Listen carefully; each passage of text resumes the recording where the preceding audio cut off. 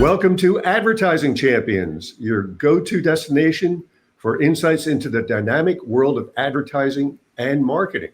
I'm Tony Stanol, and today we're speaking with an old friend of mine. I've known Eleanore Wells for several years. She is a strategist and qualitative researcher. Welcome, Eleanore. Thank you, Tony. It's good to chat with you.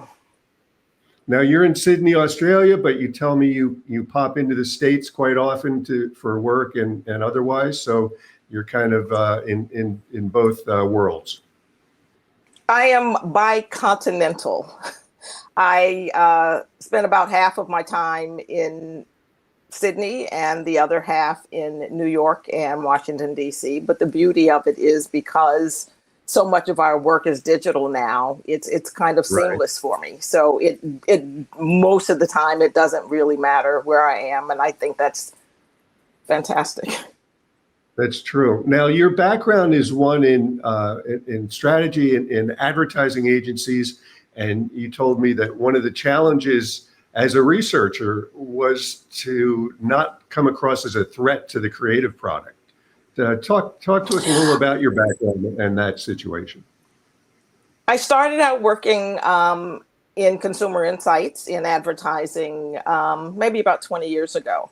And the part of the job that I loved the most was digging into consumer behavior. And so I ended up moving over and doing qualitative research full time. And as you know, oftentimes when clients are developing advertising or any kind of communications, they want the satisfaction or the comfort or some sort of backing that the direction that they're going in is the right one. It's probably not a surprise that oftentimes creatives don't really like having their work researched because it can be quite tricky. And if it's not done well, it may not get at the kind of things that the advertising is meaning to get at. So one of my biggest challenges, particularly when I'm working with a creative team that doesn't really know me and trust me, is getting them to believe that I actually want to do something that is helping them move forward with their advertising, and that the research isn't designed to kill their idea. But I know that a lot of them actually think that. I know it's true. I worked at BBDO in New York myself, and I was I come from a place that did like strategy and strategic planners, but BBDO at the time, early 2000s, did not. The creatives, use their research department for getting the Q score of Britney Spears for the next Pepsi spot. So they were very suspicious. Yeah. Exactly what you said. Are you seeing that to this day? I mean, you do.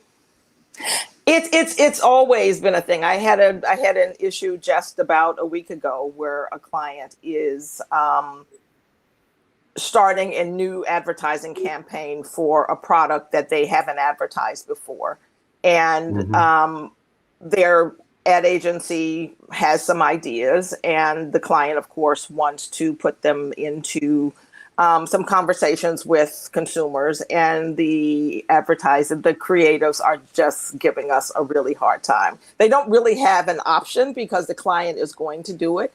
And so I'm trying really hard to get them to trust me and help them understand that my job really isn't to try to kill their idea. It is to try to understand, are there parts of it that resonate with people in a way, not that this is, the research is a go or no go, but it does help us understanding, is the messaging that we're giving to the consumer messaging that resonates with them?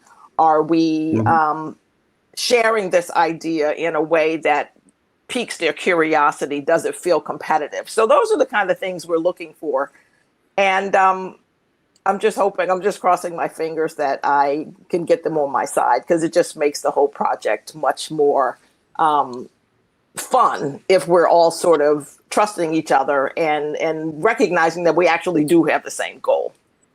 Right. Well, listen, in the last few seconds here, tell us that for people who are listening, what types of industries, what categories, what products do you tend to work with? Products and services, or what is it?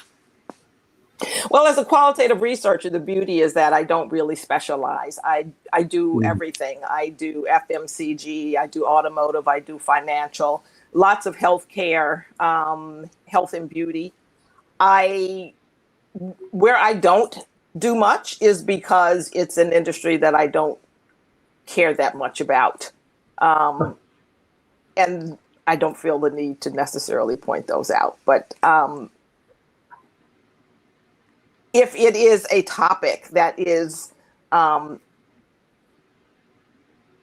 about what consumers believe or think, what they think, feel, and do, then that's kind of the area that I'm in. And so any place that we need actionable insights for a client is where I am using my skills and talents.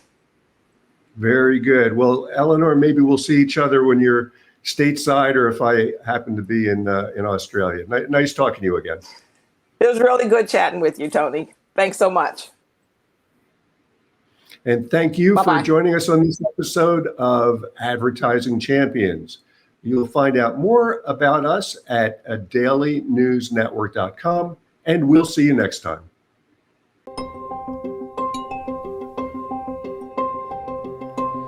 We've been around for 16 years, working with clients, with thousands of clients. We're working with agencies to be able to scale them and grow them and provide them services that would cost them way more than it would for them to do it themselves.